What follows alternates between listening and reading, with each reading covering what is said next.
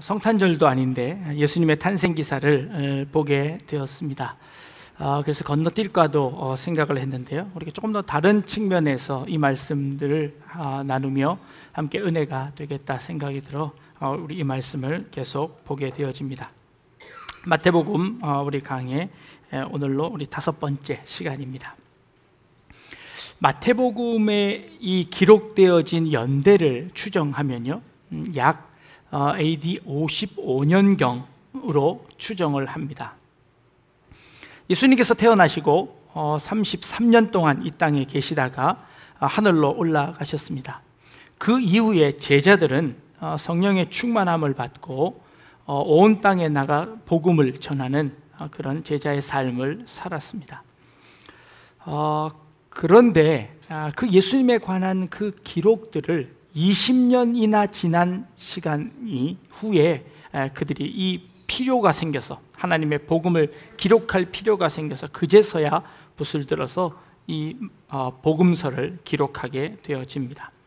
그 전까지만 해도 제자들은 예수님께서 금방 오실 거라고 믿었기 때문입니다. 그래서 굳이 글로 남길 필요가 없었습니다. 그래서 자기들이 듣고 또 함께 경험하며 예수님과 함께 살던 그 이야기들을 전해주면 되었던 것이지요. 그런데 그들 중에, 제자들 중에 한둘씩 순교를 당하고 또 나이가 들어서 죽게 되어집니다. 그러자 이 복음서를 남겨두어야 되겠다라는 생각들을 가지고 하나님의 뜻이 온 땅 가운데 퍼질 때까지 하나님께서 참고 기다리고 계시다는 것을 깨닫고는 이 복음서를 기록하게 되었습니다. 예수님에 관한 일들을, 예수님에 관한 그 사역들을 기억해내며 이 복음서를 하나하나 기록하는 겁니다. 그런데요, 이 마태복음을 보면 예수님의 사역을 시작해서 기록하는 것은 언제부터냐면 마태복음 4장 17절서부터입니다. 4장 17절에 이때부터 예수께서 비로소 전파하여 이르시되 회개하라 천국이 가까웠느니라.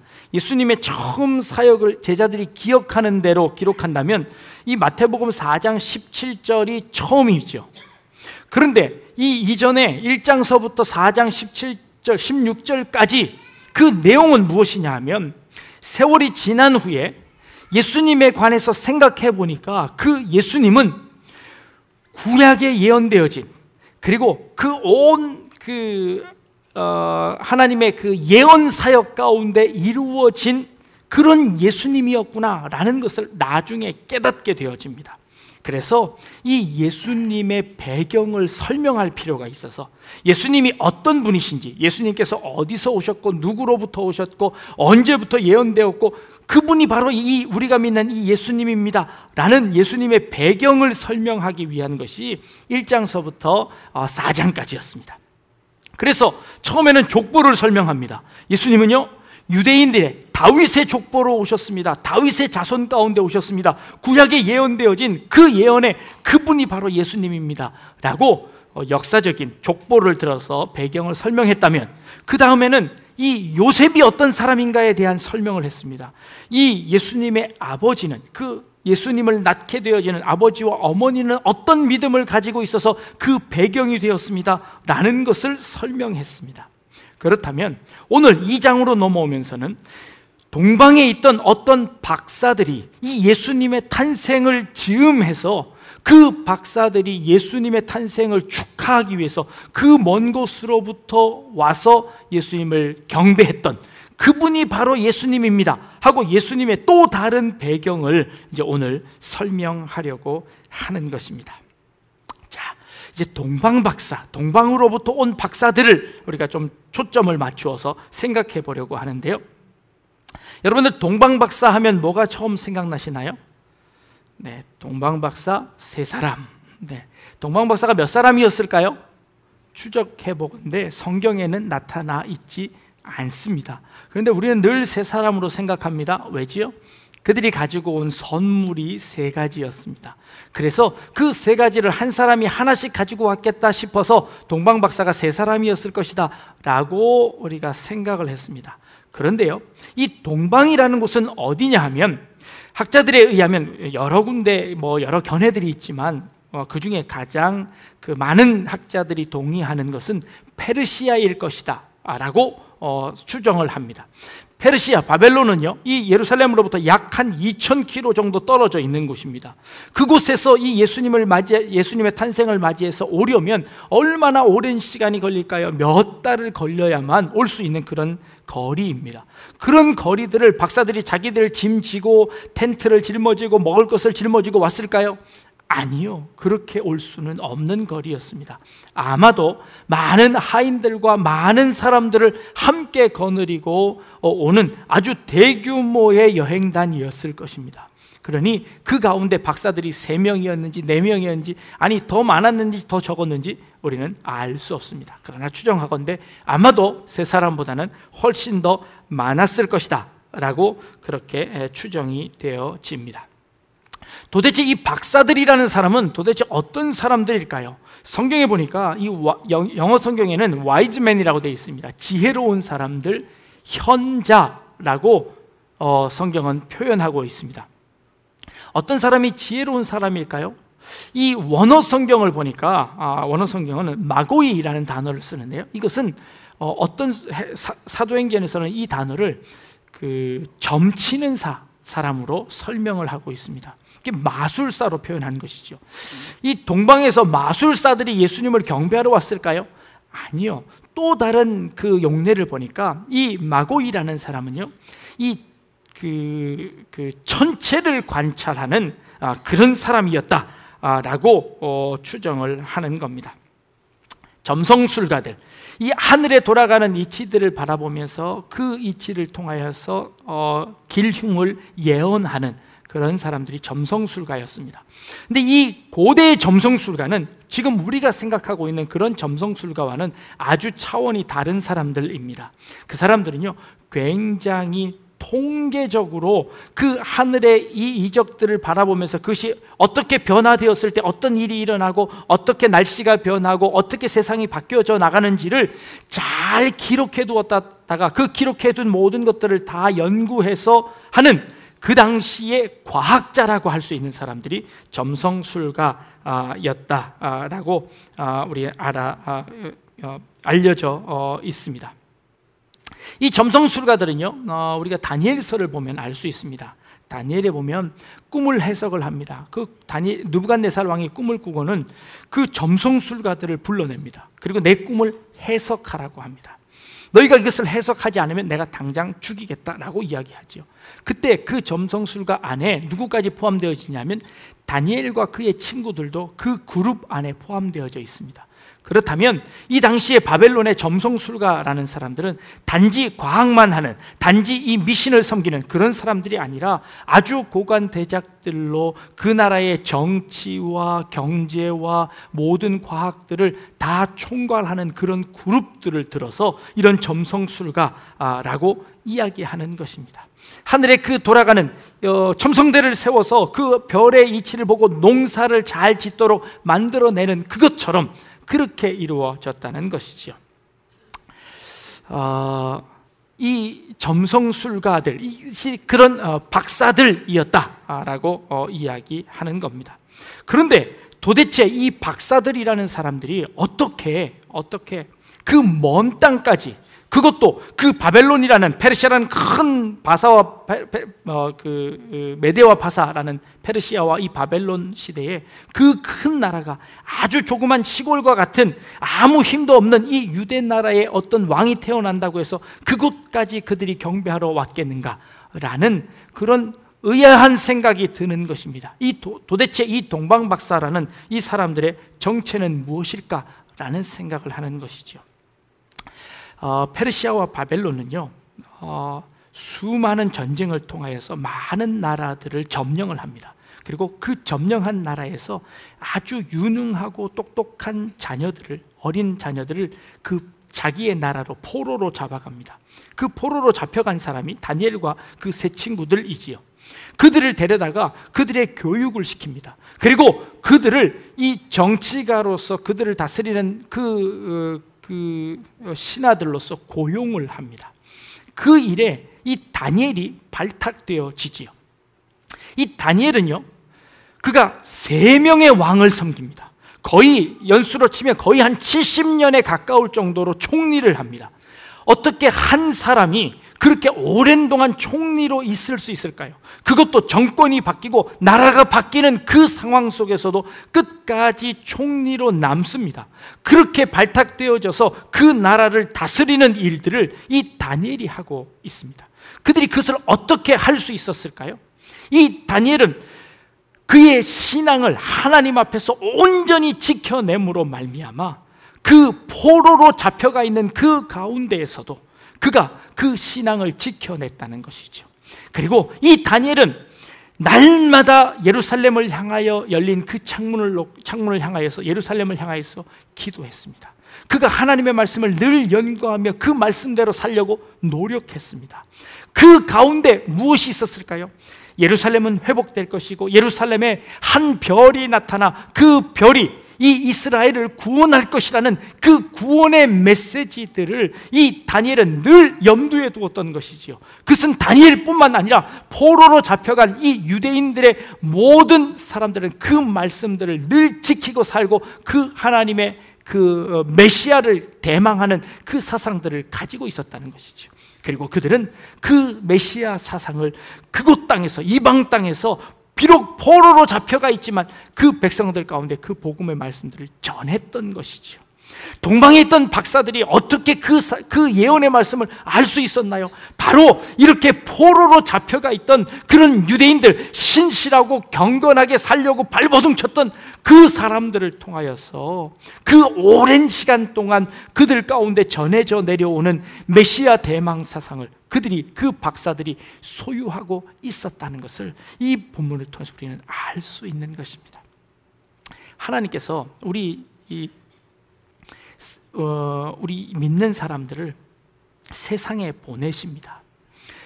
예수 믿는 사람들이 교회 안에서만, 이 성전 안에서만 예수 믿는 것이 아니라 예배를 드리는 것이 이 안에서만 예배 드리는 것이 아니라 하나님께서 우리를 세상으로 보냈습니다. 너희는 세상의 빛과 소금이라고 말씀하십니다. 우리가 어디에 가 있든지 우리는 하나님의 아들로서, 하나님의 자녀로서 빛과 소금의 역할을 감당해야 되는 것이죠. 이 이스라엘 백성들은요, 비록 포로로 잡혀가 있지만 그곳에서 그 하나님을 소망하는 메시아 대망 사상을 그 주변에 있는 사람들에게 영향력을 미추었습니다. 그래서 그 영향력으로 말미암아 그 동방에 있던 박사들은요, 그 한두 명의 사람들이 아니라 그 대대로 내려오는, 수천 년 동안 내려오는 그들의 그 학문 속에서 이 하나님에 대한, 메시아에 대한 사상들을 그 안에 뿌리박게 만들어버렸다는 것이죠.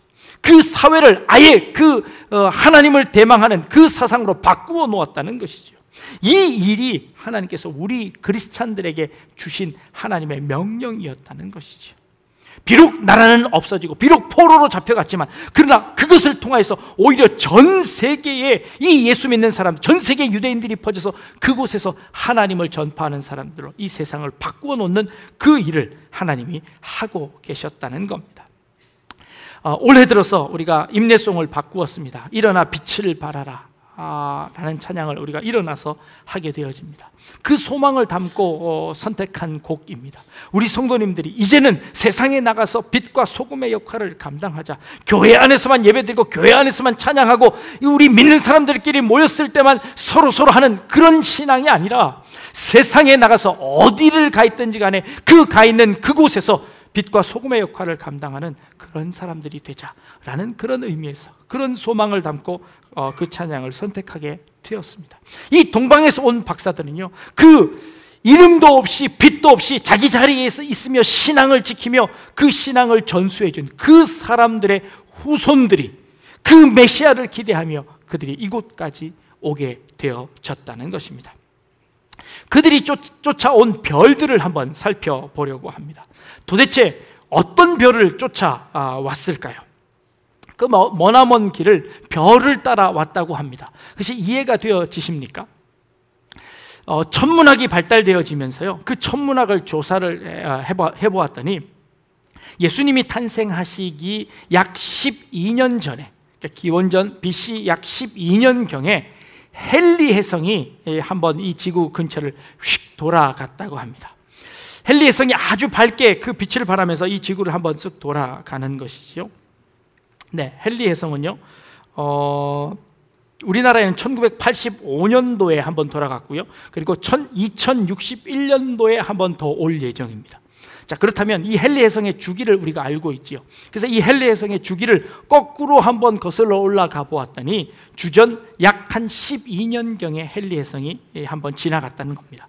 그 밝은 별이 지나가는 것을 보고 그것을 예수님의 탄생 기사로 보았을까요? 12년이라는 갭이 너무나 길지 않습니까? 그래서 어떤 학자는 이렇게 이야기합니다. 우리가 지금 알고 있는 이 BC와 AD를 나누는 이 예수님의 탄생이라는 이 기원, 예수님이 탄생하신 그 해를 영년, 기원으로 삼고 이제 지금 2016년까지 되었습니다. 예수님이 탄생하신 지 2016년이 되어지는 겁니다. 그런데요, 예전에 이 날짜를 계산하면서 그레고리안 달력과 이 새로운 예수님의 기원으로 한 달력을 이 계산하는 과정에서 서기관이 조금 실수를 했답니다. 그래서 약 4년 정도의 차이가 난답니다. 잘못 계산해서 예수님이 4년 전쯤에 태어나신 것이죠. 그런데 이미 우리가 쓰고 있기 때문에 그것을 다시 바꾸지 못하고 지금은 그냥 계속 쓰고 있습니다. 날짜가 한 4년 정도 잘못 계산되어져 있습니다. 그렇다 손 치더라도 12년 전이면 약 한 8년 전일 텐데 그 8년 전에 그 헨리 혜성을 보고 그렇게 했을 것이다 라는 생각은 들지 않습니다. 그렇다면 어떤 것이었을까요? 또 어떤 학자들은요, 그 예수님이 탄생할 즈음에 목성과 토성이 겹쳐지면서 아주 밝은 기이한 그 천체의 변화들이 있었을 것이다. 아마 그것이 기원이 되어서 그 별을 그 동방에 있던 박사들이 보고 기이한 일이 일어날 것이다 라고 생각했을 것이다 라고 추정을 합니다. 또 어떤 사람들은요, 아니다, 그것도 저도 아니고 어떤 UFO가 나타나서 UFO를 따라서 그 박사들이 움직였을 것이다 라고 이야기합니다. 또 어떤 믿음이 좋으신 분들은요, 이렇게 이야기합니다. 하나님께서 그 별들, 지금에 있는 그 별들 말고 아주 그 초이성적인 어떤 별들을 하나님께서 나타나게 하셔서 그 별들을 따라서 이 동방에 있는 박사들이 왔을 것이다 라고 추정을 합니다. 이 동방에 있는 박사들은요, 그 별을 연구하는 아주 전문가였습니다. 조선 왕조 실록을 보니까요, 1456년에 혜성의 출현이 있었습니다. 그 혜성의 출현이 있을 때 성산문을 비롯한 사육신들이 거사를 도모했다라는 기록이 조선 왕조에 실려져 있습니다. 그들이 왜 그날 그 일을 했을까요? 그들도 이 천체에 돌아가는 일들을 잘 살펴서 아는 사람들이었습니다. 그래서 그날 기이한 혜성이 떨어지는 그 일들이 일어날 것이니까 그날을 거사의 날로 잡고 그날 이 조선을 완전히 부숴버리고 우리가 새 나라를 만들자, 고려를 다시 회복하자라는 것으로 거사 일을 계획했었습니다. 그러니 그들도 이 큰 별들이 움직여나는 그 일들 가운데 큰 일을 행하려고 계획했었다는 것을 알 수 있습니다. 물론 그 일들은 다 누구의 밀고로 말미암아 다 실패로 돌아가 버리고 말았습니다. 하나님께서 그 예수 그리스도의 탄생이라는 그 역사적인 그 순간을 맞아서 하나님께서 어떤 방법으로 이 동방 박사들에게 별을 보여주셨을까요? 성경에는 그것을 정확하게 알 수는 없습니다. 그런데요, 여러분 한번 추정을 한번 해보십시오. 하나님께서 초신성을 그날 떨어지게 해서 그 신성을 따라서 동방 박사들이 오게 했을 것이다. 그런데 그 먼 거리를 오는 동안에 그 별이 그 모든 이성들을 다 그 과학들을 다 무시하고 그 별이 이렇게 쭉 가서 그 동방 박사들을 인도할 수 있었을까요? 없었을까요? 하나님께서 그 모든 자연 법칙들을 다 무시하시고 하나님께서 그 일들을 행하셨을까요? 그렇지는 않다고 여겨집니다. 그렇다면 이 동방 박사들이 찾아온 별은 도대체 무엇이었을까요? 그런데 여러분 한번 생각해 보십시오. 별은 언제 보이지요? 별은 언제 보이나요? 한밤중에만 별이 보입니다. 여행을 하는 사람들은 언제 움직이지요? 낮에 움직입니다. 그렇다면 이 동방 박사들이 과연 밤에 별을 보고 낮 동안에 움직이는 동안에는 어떻게 했을까요? 어떻게 이 별을 따라 갔을까요? 그러면 별을 따라 밤에만 움직였을까요? 밤에만 움직이는 그 별을 따라 갔을까요? 그렇지 않다고 여겨집니다. 그렇다면 과연 이 박사들은 무슨 근거로 그 별들을 따라갔을까요? 물론 자기들이 연구하고 자기들이 그동안 경험을 통하여 가졌던 그 모든 지식들을 다 동원해서 그들이 어떻게 가야 하는지를 연구했을 것입니다.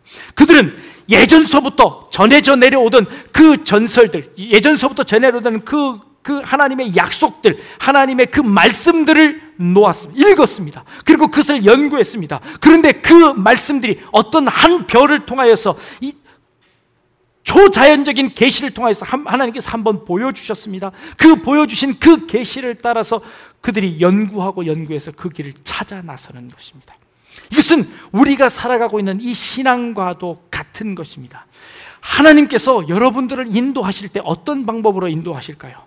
초자연적인 방법을 통하여 여러분들을 불러내십니다. 물론 하나님께서 그 방법을 통하십니다. 때로는 꿈을 통하기도 하시고요, 때로는 예언을 통하기도 하시고요, 때로는 신비한 일들을 통해서 우리에게 말씀하셔서 우리가 하나님께로 나아오게 하십니다. 그러나 우리의 모든 일상을 하나님께서 초자연적인 계시로 인도하지 않으십니다. 그렇게 했다가는 이 세상이 온통 뒤죽박죽 될 것이기 때문입니다. 그러면 그 하나님께서 보여주신 그 초자연적인 계시는 우리 일생에 한 번 혹은 두 번, 몇 차례밖에 안 되는 그 일들을 통하여서 우리가 하나님께 완전히 변화되게 하신 후에는 그 다음에는 어떻게 할까요? 우리의 이성과 우리의 생각과 그리고 이 하나님의 말씀을 통하여서 그 말씀을 고민하고 또 연구하고 그 일들을 통해서 하나님께 한 걸음씩 한 걸음씩 나아오도록 하나님께서 그렇게 만드셨다는 것이죠. 그들이 수개월 동안 이 동방박사들이 자신이 가진 지식들과 서로 의논하고 전에도 내려오는 그 말씀들을 연구하면서 도대체 어디에서 이 유대인의 왕이 올 것인가, 이 메시아가 올 것인가 라는 것을 고대하면서 그들이 그 길을 걸었습니다.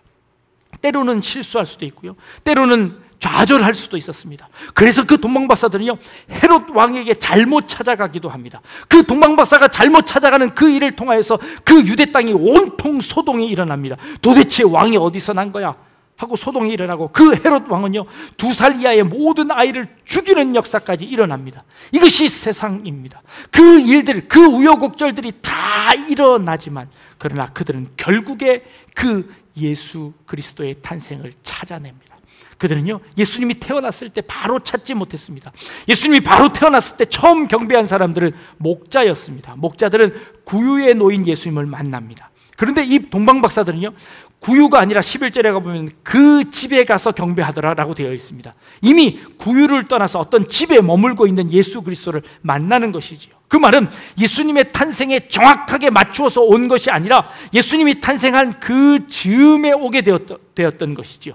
그들이 열심히 노력하고 수고하고 그렇게 살아서 와서 그 예수 그리스도를 만나고 그 앞에 경배하는 것입니다. 이들의 삶이 우리의 신앙의 여정과 같은 것이지요. 그들이 가지고 온 이 3가지 선물들을 이제 한번 살펴보려고 합니다. 황금과 유향과 몰약입니다. 황금은요, 그 당시의 황금 가격은요, 지금보다 훨씬 더 값어치가 쌌다고 합니다. 왜냐하면 그만큼 그 값어치를 잘 몰랐기 때문에. 그러나 그럼에도 불구하고 그 당시에 다른 금속들보다는 훨씬 더 귀한 금이었습니다. 그리고 그 황금은요, 항상 왕권을 상징했다고 합니다.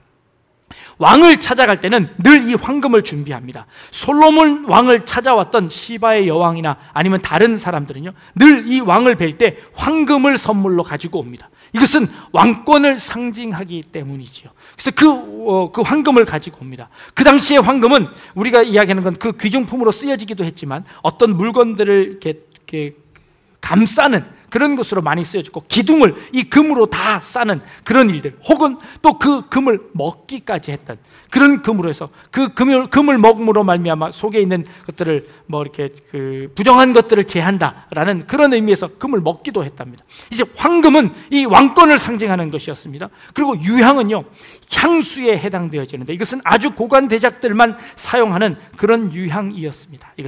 이것도 역시 왕권을 상징하는 겁니다. 이 동방박사들은요, 그 수천 년부터 내려오는 그 말씀들과 그리고 자신들이 연구한 그것들을 동원해서 이 유대 땅에 태어날 이 세상의 새로운 왕을 맞이하기 위해서 그 왕권을 상징하는 물건들을 준비했던 것입니다. 몰약은요, 이것은 무엇을 준비하는 것이냐면 이 미라를 만들 때 이 시신이 부패하지 않도록 만드는 그 일들을 할 때 이 몰약을 넣는 겁니다. 이집트에서 큰 관이, 왕의 관이 하나 발견되었습니다. 투탕카멘의 그 관이 발견되어서 그 관을 여는 순간이었습니다. 그 관을 열려고 그 과학자들이, 그 고고학자들이 수명이 와서 그 무덤의 그 관의 뚜껑을 여는데, 뚜껑을 여는 순간 그 안에서 몰약이, 있던 몰약이 확 나오는데요. 그 고고학자들이 깜짝 놀라서 다 도망갈 만큼 그 안에 엄청난 몰약을 넣었는데 그 몰약이 그 안에서 계속해서 존재하고 있었다라는 것이죠. 이것은 시신 위에다가 바르는 것을 의미합니다. 예수님께서 돌아가신 후에 아리마대 사람 요셉이 몰약을 가지고 와서 예수님의 시체에 바르는 그 일들이 성경에 기록되어져 있습니다. 이것은, 이 모든 이 세 가지의 선물은 다 예수님의 왕이 되셨습니다. 이 메시아, 유대의 왕으로 오신, 이 세상의 왕으로 오신 그 예수 그리스도를 상징하는 세 가지의 물건이었다는 것이죠. 그 세 가지의 물건을 가지고 이 동방 박사들이 예수님을 맞이하게 되었다는 것입니다. 이것이 우리의 지금 삶에 무슨 의미가 있을까요? 예수님은요, 2000년 전에 그 승천하셔서 하늘로 올라가셨습니다. 그리고는 우리에게 이렇게 약속하십니다. 내가 너희가 본 것처럼 이 땅에 다시 올 것이다 라고 약속하셨습니다. 2000년 전에 말씀하신 그 내용들이요, 지금까지 우리의 손을 통하여서 전해졌습니다. 바벨론의 포로로 잡혀갔던 다니엘과 그 세 친구들, 그 포로로 잡혀갔던 사람들이 그 어려움 가운데서도 그 복음들을 그들에게 전해주어서 그 복음들이 전해져서 동방박사가 그 예수님에 대한 그 기대를 가지고 그 먼 곳까지 왔던 것처럼, 지금 우리는 다시 오실 예수님에 대한 그 소망이 우리에게, 그것도 저 멀리 예루살렘에서, 이스라엘에서 이곳까지, 이 한국까지 전해져서 그 예수님께서 다시 오신다는 그 소망의 메시지를 우리가 여러 사람들, 믿음의 선조들을 통해서 우리가 소유하게 되었습니다. 그리고 그 소유된 이 복음을 우리가 살고 있는 그 각각 곳곳에서 그렇게 전하라는 사명을 우리가 받습니다. 그 예수님의 그 소망을 어떤 방법으로 전하느냐고, 우리의 삶의 그 여러 환경들 가운데서, 우리가 살아가는 그 환경들 가운데서 빛과 소금으로 그 사명을 감당하라고 우리에게 전해주셨습니다. 그때는요, 그 복음은요, 어떻게 해야 하는지 그 방법적인 측면에서는요, 우리 모든 사람들에게 다 열려져 있습니다. 동방박사가 그 예언의 말씀을 듣고 수개월 동안 거쳐서 그 예수님을 만나러 가는 그 순간처럼 우리의 일생을 다하도록 하나님께서 우리의 살아가는 이 방법들을 통하여서 그 일들을 행하라고 하시는 것이죠. 2000년 전에 오셔서 우리에게 주셨던, 여러 사람들을 통하여서 전해주었던 그 복음을 이제 우리도 나만 소유하는 것이 아니라 내 삶의 현장에서 나의 방법들을 통해서, 나의 신앙 고백을 통하여서, 나의 믿음의 행동들을 통하여서, 나의 선한 삶을 통하여서 그들에게 전해주는 것입니다. 그래서 그들에게 전해줌을 통하여서 그 예수님을 기대하게 되는 것, 이것이 바로 이 동방박사를 통해서 다시 우리에게 주시는 그런 하나님의 메시지라 여겨지는 것이죠.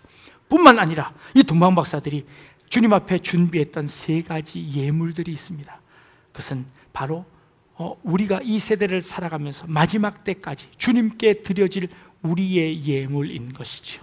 주님을 향하여 드려질 우리의 삶으로 준비되어지는, 이 왕께만 드려지는 그 귀한 보물들을 여러분들의 삶 가운데서 만들어내셔서 그거를 주님께 온전히 드릴 수 있는 여러분들의 삶이 될 수 있기를 바랍니다.